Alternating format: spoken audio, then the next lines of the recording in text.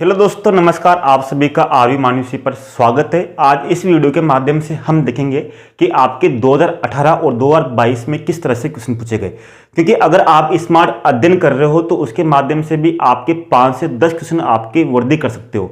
यानी कि अभी से आपको रणनीति बनानी पड़ेगी 2024 के लिए। उसके माध्यम से आप किस तरह से आपको किताबों को पढ़ना है और क्या क्या आपके लक्ष्य होना चाहिए। जैसा कि मैंने आपको वेद, उपनिषद, दर्शन, शुक्लात पद्धति बताया, तो इसके बाद में फिर हमने क्वेश्चन देखे कि इसमें से आपके 2018 2023 में कौन कौन से क्वेश्चन पूछे गए।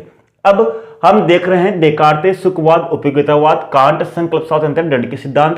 यानी कि ये टॉपिक मैंने आपको पढ़ा दिए हैं। अब इनके बारे में आपको कौन कौन से क्वेश्चन पूछे गए थे 2023 में और 2018 में एसएसटी में, तो इनके बारे में देखेंगे। यानी कि आपको क्या करना है कि आपको पहले विस्तार से पढ़ना है, फिर 2011 से लेकर 2023 तक 2023 तक आपके जितने क्वेश्चन पूछे गए। जैसे मान लीजिए आपके कांट, यानी कि जैसे मान लीजिए आपके देकार्ते आया। अब देकार्ते आया तो देकार्ते को काउकुलन डालना है। पहले आपको इसके बारे में विस्तार से पढ़ना है। पढ़ने के बाद में फिर आपको 2011 से 2023 तक आपके कौन कौन से प्रश्न आपके देकार्ते से संबंधित पूछे गए, वो के वे क्वेश्चन आपके दोबारा रिपीट होते हैं।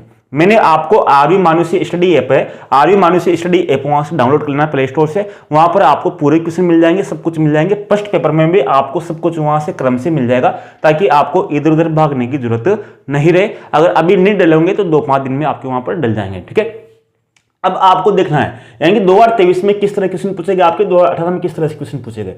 अगर आप देखोगे तो मैं सोचता हूं अतः मैं हूं का संबंध किससे है, मैं सोचता हूं अतः मैं हूं का संबंध किससे है।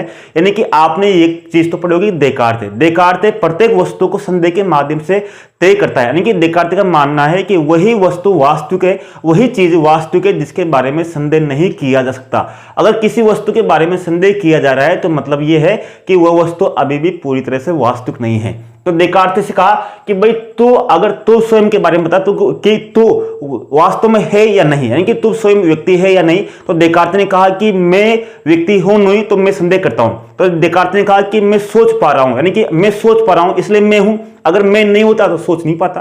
यानी कि उसका मतलब ये था, अगर मैं नहीं होता तो सोच नहीं पाता। तो क्या है, मैं सोचता हूं अतः मैं हूं, यानी कि संदेह करता है कि मैं हूं नहीं तो क्या मैं हूं, क्योंकि मैं सोच पा रहा हूं। अगर मैं नहीं होता तो सोच नहीं पाता। तो किसका संबंध है, देकार्ते से। ठीक है, अगला है परिणाम निरपेक्षवादी नीतिशास्त्र का महत्व देता है। कौन देता है, कर्तव्य। कौन देता है, कर्तव्य। यानी कि इसका मतलब यह है, जैसे गीता में कहा गया है कि आपको किसी भी कर्म को शुभ अशुभ किस आधार पर मानोगे, परिणाम के आधार पर। लेकिन जो निरपेक्षवादी है ये बोलते हैं कि आपको किसी भी कर्म को शुभ अशुभ कब मानोगे, जब आप उसका कर्तव्य की भावना से करते हो। यानी कि आपने किस कर्तव्य की भावना से उस कर्म को किया है, यानी कि आपके अंदर कौन सी भावना थी, उसके आधार पर ही आपका वो देखा जाएगा, न कि परिणाम के आधार पर। ठीक है, इनके एक क्वेश्चन देखो, और क्वेश्चन देखने के बाद में फिर मैं आपको 2018 के बारे में बताऊंगा कि वो के वही क्वेश्चन आपको पूछे जाते हैं, केवल आपको देखना है।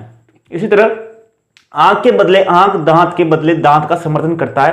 यानी कि मैंने आपको बताया था दंड का प्रतिकारात्मक सिद्धांत।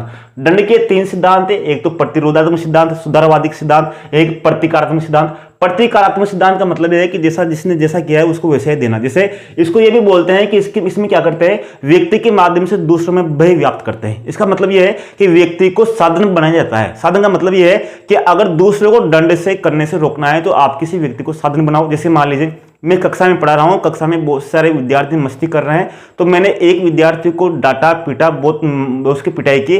तो मैंने उसकी पिटाई की तो दूसरे विद्यार्थी समझ गए कि अगर मैं भी चिल्लाऊंगा, कुछ मस्ती करूंगा तो मेरी पिटाई होगी। तो इसमें क्या करते हैं कि इसमें व्यक्ति को प्रयोग किया जाता है दूसरों को सिखाने के लिए कि हाँ तुम ऐसा करोगे तो तुम्हें ऐसा मिलेगा। तो इसमें भी करते हैं कि इसमें आंख के बदले आंख, यानी कि जैसे उसने जैसा दंड की दिया तो उसकी भी आंख फोड़ दो। आंख फोड़ने से क्या होगा, दूसरा व्यक्ति अपराध नहीं करेगा। क्यों, क्योंकि आपकी आंख फोड़ दी गई, क्योंकि मेरी फूट सकती है। इस तरह से ये प्रतिकारात्मक सिद्धांत है जो मैंने आपको विस्तार से बता रखा है किसमें, दंड के सिद्धांत में। इसी तरह सुखों में गुणात्मक भेद स्वीकार है। अब किसका है, जेम्स मिल का। जेम्स मिल यानी कि सुखों में, यानी कि दो, आपको पता है कि उपयोगितावादी में 2 विचारक है, बेंथम और मिल। बेंथम और मिल में क्या अंतर है, बेंथम कहता है कि सभी सुख समान है। क्या है, सभी सुख समान है। यानी कि बेंथम नहीं मानता है, उनका मानना है कि प्रत्येक व्यक्ति क्या है, स्वार्थी है। यानी कि प्रत्येक व्यक्ति जो भी कार्य करता है अपने स्वार्थ के लिए करता है। यानी कि अगर दूसरों की सहायता करेगा तभी अपने स्वार्थ की जहां सिद्धि हो रही है तभी वो सहायता करेगा। यानी कि इनके अनुसार, मिल और बेंथम के अनुसार, वही कर्म उचित है जिनसे अपने सुखों में वृद्धि होती है और वही कर्म अनुचित है जिनसे दुखों में वृद्धि होती है। ठीक है, तो मिल मानता है कि मिल जो जिम्स मिल है वो कहता है कि सुकों में गुणात्मक रूप से अलग अलग भी होते हैं, यानी कि जहां पर बेंथम है वो किसी भी तरह से अंतर स्वीकार नहीं करता, वहां पर मिल इसमें गुणात्मक भेद स्वीकार करता है। और मिल बोलता है कि इसमें यानी कि जिस तरह से बेंथम 4 बाह्य दबाव मानता है, वहां मिल एक और दबाव मानता है, आंतरिक दबाव। ठीक है, आपने पढ़ा होगा तो आपको सब कुछ समझ में आ गया होगा। वो के एक पूरे क्वेश्चन है। इसी तरह किसने कहा कर्तव्य के लिए कर्तव्य, किसने कहा? कांट। आपको पता होगा कांट कौन था? कांट बहुत ही फेमस, जो जिस तरह से निरपेक्षवादी दार्शनिक था, जिस तरह भारतीय दर्शन में गीता है, उसी पश्चिम दर्शन में कांट का दर्शन चलता है। तो कर्तव्य के लिए कर्तव्य यानी कि ये मानता है कि आपको जो भी कर्म करना है वो कर्तव्य मान के करना है, न कि आपको, यानी कि आपको बिना किसी दबाव के दंड के आपको कर्म नहीं करना, अपनी अंतर कर्म की भावना के आधार पर कोई भी कर्म करना है। ठीक है, कर्तव्य के लिए यानी आपको वो कर्तव्य मानकर ही कर्म करना है। इसी तरह संकल्प स्वातंत्र्य की अनिवार्य शर्त है। संकल्प स्वातंत्र्य यानी कि आपकी ये टॉपिक है, मैंने आपके संकल्प स्वातंत्र्य की 3 मान्यता बताए थे। कौन कौन सी कर्म करने की क्षमता, ज्ञान, उद्देश्य, विकल्प की उपस्थिति, 3 अनिवार्य शर्तें हैं। इसी तरह कांट का कठोरवाद समर्थन करता है, यानी कि आपको पता है कांट क्या कहता है? वो कांट मनुष्य में किसी तरह की भावनाओं को नहीं मानता, वो दया, प्रेम, करुणा सब तरह को दबा देता है। यानी कि इनको बोलता है कांट कि व्यक्ति को बुद्धि के आधार पर ही सोचना चाहिए, भावनाओं के आधार पर बिल्कुल भी नहीं। यानी कि उनको भावनाओं में आकर किसी प्रकार का निर्णय नहीं करना चाहिए और भावनाओं को बिल्कुल कठोरता से दबा देता है। इस कारण कांट के दर्शन को कठोरतावाद भी बोलते हैं। ये क्वेश्चन देखने यहां से पूछे गए। अब एक क्वेश्चन आपके 2018 में थे, पूरे के वैसे कुल आपको समझने की जरूरत थी। तो आप ये समझ सकते हो कि अगर आप इन पेपरों को ढंग से हल करते हो, यानी कि एक क्वेश्चन को आप ढंग से हल करते हो, तो आपके पूरे क्वेश्चन 2024 में पूछेंगे, वे के वे क्वेश्चन आपके वहां से आएंगे जो मैंने आपको हल कर रखे। जैसे 2018 में पूछा गया कि कांट का आधार सिद्धांत क्या है। कांट का आधार सिद्धांत यह है कि कर्तव्य के लिए, यानी कि आपने 2 चीजें पढ़ी होगी, मैंने आपको बताया था, देकार्ते और कांट। यानी कि जिस तरह से आपने देखा होगा गांधी जी है, गांधी जी क्या बोलते हैं? पहले बोलते हैं कि सत्य, ईश्वर ही सत्य है। पहले वो क्या कहते हैं? ईश्वर ही सत्य, यानी कि ईश्वर को सत्य से ऊपर मानते। बाद में गांधी जी बोलते हैं कि सत्य ही ईश्वर है, यानी कि फिर वो कहते हैं कि सत्य ही क्या है? ईश्वर है। यानी गांधी जी बाद में बोलते हैं कि ईश्वर से ऊपर क्या है? सत्य। इसी तरह कांट क्या बोलते हैं? कांट ये बोलते हैं कि ईश्वर क्या है? ईश्वर केवल एक साधन है, किसके लिए? एक तरह से कर्तव्य के लिए, यानी नैतिकता के लिए। यानी कि कांट ये बोलता है जितने भी चीजें हैं जो सब क्या है? नैतिकता। यानी नैतिकता से क्या है? यानी कि प्रत्येक व्यक्ति अगर मान लीजिए कोई भी प्रत्येक व्यक्ति कर्म क्यों करेगा? नैतिक कर्तव्य के लिए कर्म करेगा। अब नैतिक कर्तव्य किस लिए? तो इस कांट कहता है कि अगर ईश्वर को मानना पड़ेगा कि ईश्वर है, ईश्वर को मानकर ही व्यक्ति ये करते हैं, कर्तव्य करते हैं ईश्वर की भय की वजह से। तो कांट ये मानता है कि ईश्वर क्या है? एक साधन है और नैतिकता उससे ऊपर है, यानी कि कांट नैतिकता को ईश्वर से ऊपर मानता है।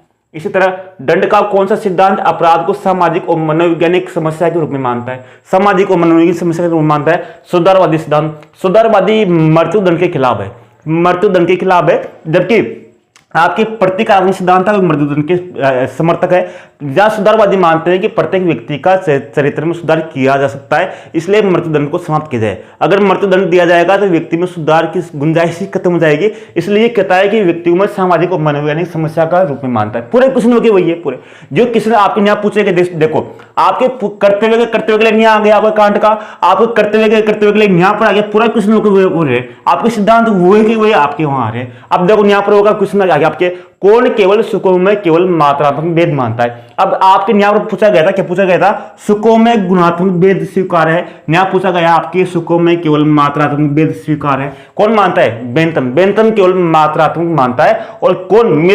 मिल क्या मानता है? मिल मानता है कि मात्रात्मक भी है और गुणात्मक भी है। ठीक है, अब आपके न्याय पूरे क्वेश्चन के रिपोर्ट हो रहे हैं आपको। इसी तरह आपके न्याय पूछा गया, मैं सोचता हूं अतः मैं हूं, तो देकार्ते कहता है। अब न्याय पर देखो, देकार्ते के अनुसार यथार्थ ज्ञान प्राप्ति के 2 स्रोत है, सहज ज्ञान और निगमन। देखो पूरे क्वेश्चन वहां से है। इसी तरह आप सुमिलित कीजिए, 2-3 क्वेश्चन आपके इसी तरह से आते हैं। निरपेक्ष आदेश किसने कहा?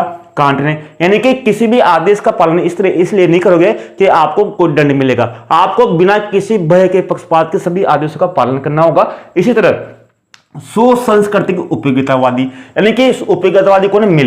यानी कि बेंथम ने पहले कौन था? उपयोगितावादी कौन था? मिल था, ये था बेंथम। और बेंथम के उपयोगितावाद में मिल ने कुछ संशोधन किए, संशोधन करने के कारण मिल को सुसंस्कृत उपयोगितावादी बोलते हैं, यानी कुछ इसमें जोड़ा, इस कारण मिल को सुसंस्कृत उपयोगितावादी बोलते हैं। इसी तरह मुख्य सद्गुण का एक मिलान वाला प्लेटो था।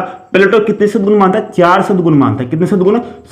4 सद्गुण मानता है मुख्य सद्गुणों का सिद्धांत। इसी तरह सुकरात है, सुकरात आपके एक सद्गुण मानता है, कौन सा? ज्ञान। ठीक है। और अरस्तु मध्यम मार्ग का आपके अपनाता है। इस तरह से मैंने जो आपको पढ़ाया, जैसे मैंने आपको इतना पढ़ाया, जिसे आपको देकार्ते, सुखवाद, उपयोगितावाद, कांट, संकल्प स्वातंत्र्य, दंड के सिद्धांत, यहाँ से आपको क्वेश्चन लिए थे। ये यहाँ से इनसे कौन कौन से क्वेश्चन पूछे गए? वेद, उपनिषद, सुकरात पद्धति के क्वेश्चन पहले मैंने आपको हल करा दिए। यानी कि जैसे जैसे मैं आपको पढ़ाऊंगा वैसे वैसे आपके पूरे क्वेश्चन आपको नया हल करा दूंगा और आने वाले समय में आपके एक भी क्वेश्चन गलत नहीं होने दूंगा। यानी कि मेरा यही उद्देश्य है कि आपके दर्शन शास्त्र, अर्थशास्त्र, समाजशास्त्र, लोक प्रशासन, राजनीतिक ज्ञान, इन 5 विषयों को तो इस तरह से आपको कंप्लीट करवा दूंगा मैं आपके, कि आपके एक भी क्वेश्चन गलत होने की संभावना नहीं रहेगी। धन्यवाद, नमस्कार, जय हिंद दोस्तों।